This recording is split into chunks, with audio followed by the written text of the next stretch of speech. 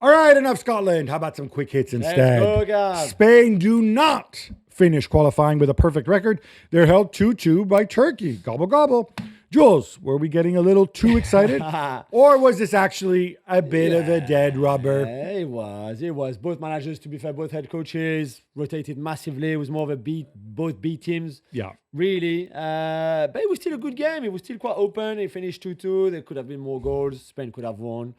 But yeah, it's not perfect. They conceded 2 at the end as well. So Sally Oskan, that was a bit special. Good Nice and good as well. So there's some good players in both teams that are waiting in the wings. I'm glad we cleared this up because people look at this and like, oh, maybe Spain. No.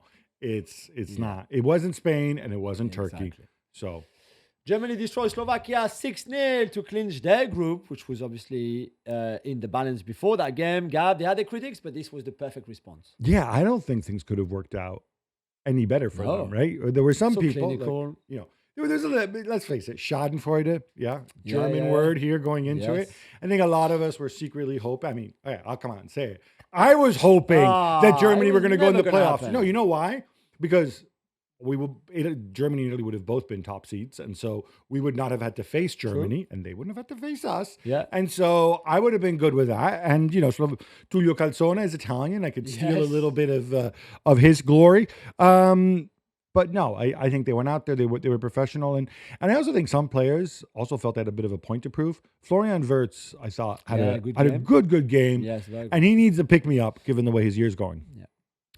2 7+ results to end Group J, Jules. Belgium pound Liechtenstein to win the group, while Wales do the same to North Macedonia to go into the playoffs.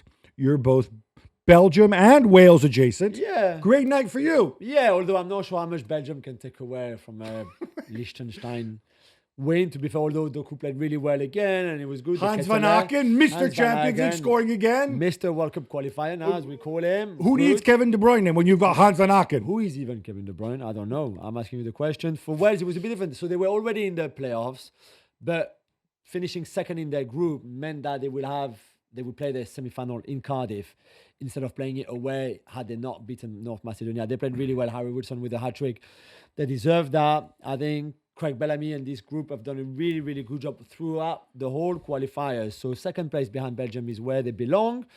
And now they're usually pretty good at home in Euros playoffs or World Cup playoffs. So let's see who comes to Cardiff. I hope Wales qualify so I can tell my Craig Bellamy in Athens after the European Cup final story. Okay. Well, let's see. Let's wait to see if they qualify. No surprise in Group G, Gab. Poland beat Lithuania 4-0 to win the group, while Poland beat Malta with a late Piotr Zelensky winner. You're not great twice taking the lead against Malta and twice having to come from behind, but they get it done. Robert Lewandowski, that goal-scoring chap, getting on there. And really just an excuse to point out that Holland go through qualifying undefeated. And you know what? I looked at this group, and yeah, it's not great, Lithuania, Malta, Poland, but there are worse groups. So we're going to get Dutch guy? No, a little bit? No, tiny bit? I don't know. Let's see once they face better opposition, yeah? They're better than Ajax, though, right? Yeah, well, everybody is. Jules, we're not done because we have more quick hits. Brazil and Tunisia draw 1-1 as Carletto Ancelotti sticks to the 4-2-4. Very few changes as well. Yeah. And Estevão Willian shines again. Again, he scored the goal on the penalty. You put in the quick hits, it's only friendlies. But you believe that he's found his balance. I want to see at Chelsea, though. And to be fair, I didn't think Maresca played him enough lately anyway before this international break. He's going to play him even less given he started both games now. Yeah, true. Although you think that maybe more than the Barcelona game that Chelsea will play next week in the Champions League at Stamford Bridge, the game away at Burnley on this weekend is probably a good opportunity with Neto recovering from that kind of little groin injury that he had. Play Estevão. The guy's on fire. They didn't even travel that far. They played in London and in Lille. So like literally next door to Cobham. So let's just give him a bit more game time, I think, because you're right. I think he's ready now. I know he's still very young and you have to be careful, sure. But I think he deserves to play a bit more than what he's done lately. I think the level he's on is just he's way ahead of his development curve. But when I said balance, I meant the 4-2-4 for like he's really doing this. Although that the first half was very difficult against Tunisia. Tunisia were the better team. So I was a little bit like, this might work in some games, sure. In other games, I'm not too sure. I'm not sure you can win a World Cup in a 4-2-4 formation. The packet, by the way, missing a penalty. Yeah. Just pointing that out. After Gabriel, another Brazil defender also goes down. Eden Militao will miss the next 2 weeks with a groin injury. Not good news for Real Madrid. No, but it could have been worse. When you're talking about groins. Dean Huyson is on his way back from injury. Of course, he missed this international break. David Alaba is supposedly fit, although I'm not sure what that means. So I think depending on the schedule, we may go back to seeing Mr. Chouameni at center back. Which to be honest, delighted. Well, look, if Camavinga's fit, why not, right? Depending who the opponent is. He just doesn't like playing there, but Well, yeah, he likes playing though, right? Yeah, no, true. It's better than not playing. You're right, that's true. They've done it just like we said they would. Curacao hold Jamaica to a draw and become the smallest country by population ever to qualify for a World Cup, while the Reggae Boys go to the playoffs as their coach, Steve McLaren, goes home. Yeah, he goes home because they're in the playoff, as you said, so they might still qualify Jamaica, and we will see who they have in the intercontinental playoff. But if you're beaten by Curacao in terms of the rankings over the 6 games that they had, it's not acceptable. Okay. Can I say something now? I like Steve McLaren. I've met Steve McLaren. I think he's a good person. Yeah. I don't know if anybody advises him on how to present himself. He needs help. He knew he was going to get abuse, obviously, because Jamaica have to go to the playoffs. To resign on the spot when you know that there is a playoff coming up, and for better or worse, you need to at least have a discussion about it. Secondly, you can't come out and say, "Oh, I've thought long and hard about this," when in fact you haven't. You just lost, because you wouldn't be resigning if you've gone through, right? True, but they haven't been. They were poor, and also he's reading a statement. So obviously, unless he's like the world's fastest typist, he had the statement prepared beforehand. It's just not a good look. But maybe he was going to quit anyway, even if they had qualified. Why? Because they haven't been good, and it's not a great achievement to qualify in that kind of group.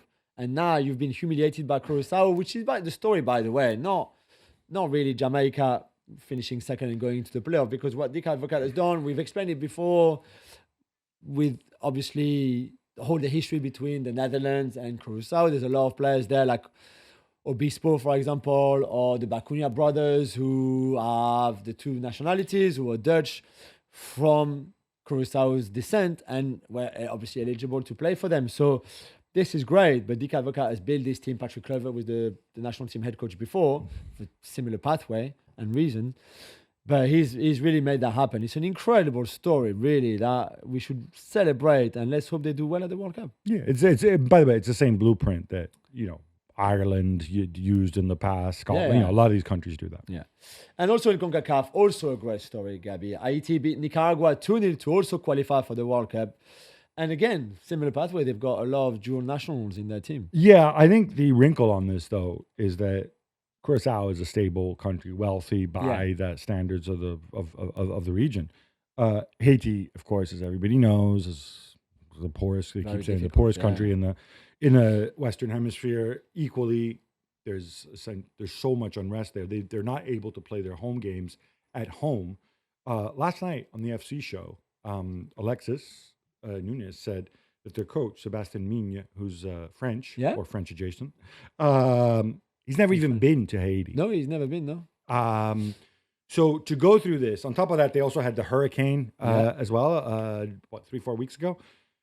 I mean, this is a tremendous achievement any way you slice it. Yeah. And like I said, Haiti have been to a World Cup before, many, many years ago. And you talk about bringing a country together. They scored against Italy, actually. I think they took the lead against Italy in 1974. Italy, who were vice world champions back then, back when we were good. But it's a tremendous story. Well done to everybody involved. Ready for another great tale? Yes, always. Iraq are also headed to the Interconfederation playoffs. Jules, they do it in the most dramatic way, with a penalty in the 17th minute of injury time against the United Arab Emirates. Yeah, which I think they were against the odds, because the UAE were the favorite going into these home and away legs, really. And you're right, it's that late because VAR took a long time to award the penalty as well. So Well, it's 4 not- minutes, but I mean the penalty True. was awarded in the 13th minute. Yeah, right? yeah. So that's even true. the It was fact still that long. You're right. Yeah, that's it did very feel true. kind of Fergie time. I don't yeah, know. it felt like really long.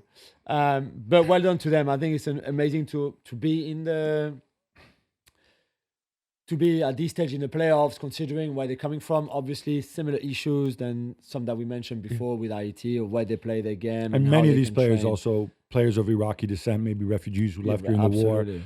It's been very difficult. Yeah, so they started really well the campaign, the qualifier campaign, and then had a proper dip in form, and then back to their best when he needed the most, and now wait for the draw to the playoffs. And then they and the UAE might say they also had the screw job of those little 3-team playoff tournaments. Yeah, they played again, so many which rounds. Qatar and Saudi went through. Exactly.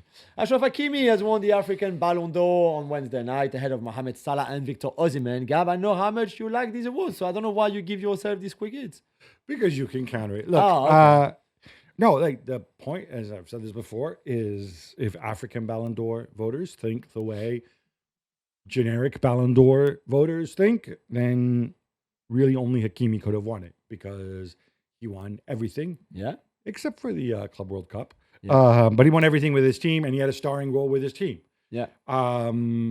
How do you weigh this up versus Mohamed Salah and the season he had? Or I would say Victor Osimhen, but then Yeah, I'm of biased. course. But I think it's an interesting one. You take Salah, it depends what benchmark you use. You take Salah out of Liverpool. Liverpool do not win the title last season, right? That's true. 100% they don't. You take Ashraf Hakimi out of Paris Saint-Germain, maybe they don't win the Champions League, Yeah, I don't think they do. but they probably win True. Ligue 1 and But he you doesn't know. win it because he won the league title. He won it because he was a key part in the team that won the Champions League. And Mohamed Salah was a key part. And you see what I'm saying? Like, it's, Yeah, I don't think there's any debate here on who deserves it, who was the best African player last year. And by the way, PSG now holds 3 Ballon d'Ors: African one, Asian one with Kangin Lee, and the main one. there you go. That's another trouble for you. My team. Sticking with Paris Saint-Germain, Yeah. court proceedings are underway in the legal dispute between Kylian Mbappe and Paris Saint-Germain. Mbappe says Paris Saint-Germain owe him 263 million That's euros. right. Paris Saint-Germain say he owes them Yeah. 240 million euros. That's right. Jules, actually, maybe I will. How about you take sides here and tell me who's right and who's wrong? Nobody's right. You'd be like nobody's Sullivan. I knew you were going to do this. It's very simple, although it's also very complicated.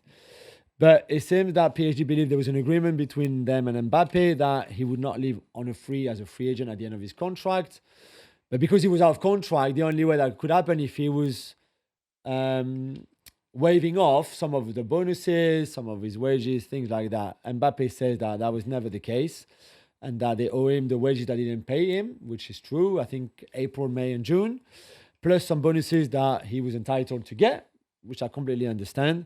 So it's his word against theirs. I think How does he get to 246 so million? they Because pumped up those numbers because there's some other damages. for all the damages, for the Because time I think that the you've been wages and waiting. everything and bonuses, when they didn't pay him, that's about 60 million. Yeah. So like, where does the other 200 So come from? there's an 80 million bonus that they were supposed to give him, things like that. So there's a lot of things, bonuses for victories and the league and stuff like that.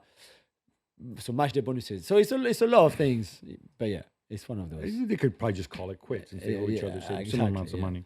Thomas Tuchel says he's going to visit Trent Alexander Arnold in Madrid, Gabby, to explain what he needs to do to get back in the England team. Does that make sense to you? It makes sense. I mean, I think I would go to Madrid to speak to somebody who's more important, potentially, to this England team, and that is Jude Bellingham, to make sure they're on the level, to make sure we don't have scenes like the other one. Like I said, Bellingham threw a strop when he was substituted. I don't know why Tuchel took him off with 6 minutes to go and put him in that position. But yes, Trent is a special type of right back.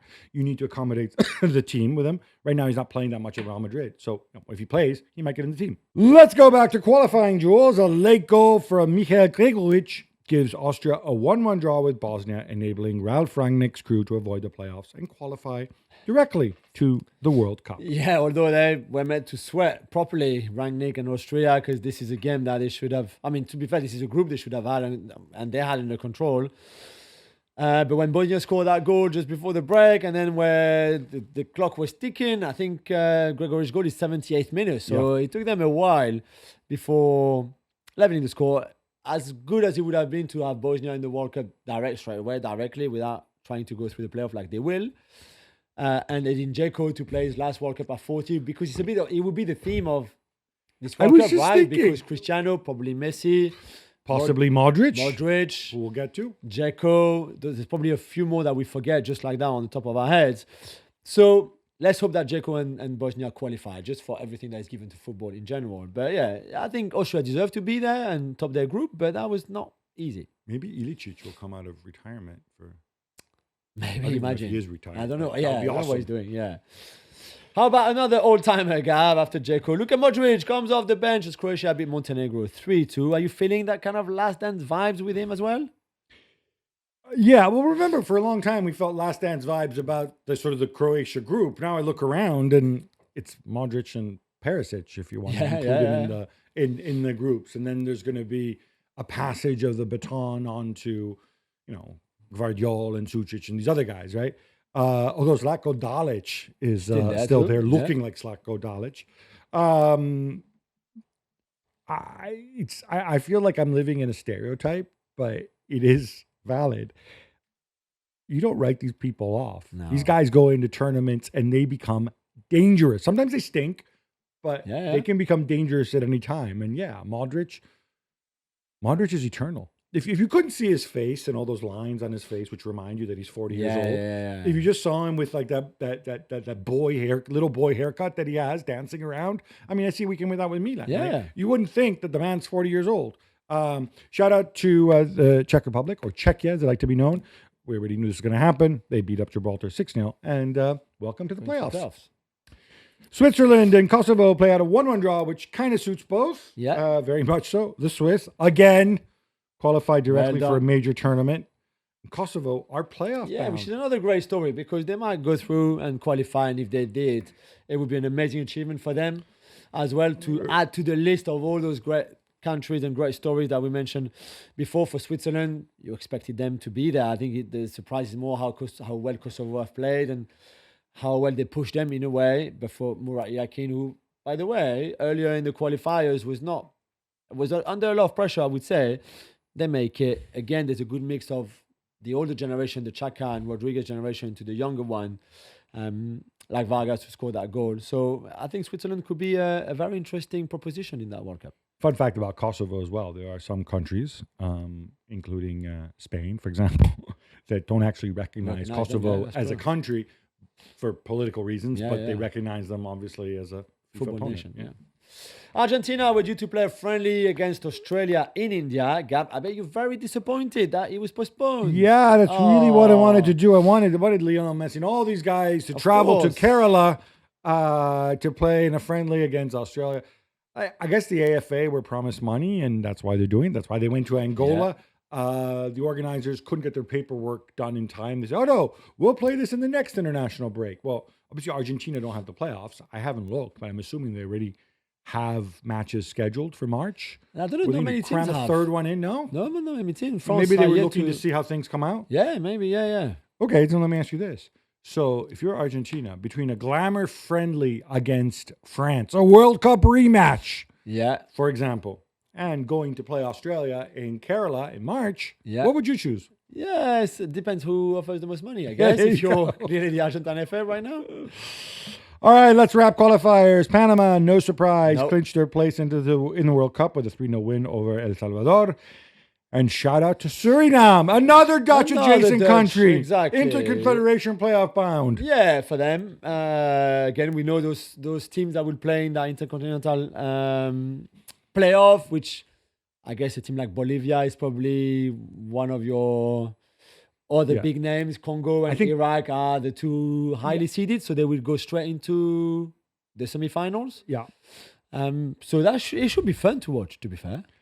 New Caledonia is one. Obviously, New Caledonia is the one everybody wants to play. Yeah, I'm assuming Congo is the one everybody wants to avoid, even more than Iraq. Yeah, definitely. The USA destroy Uruguay 5-1 in a friendly, Gab. Yet another win from Mauricio Pochettino. I think this is 4 in a row, 5 in a row now? 5 in a row. 5 in a row. But so why is he so grumpy?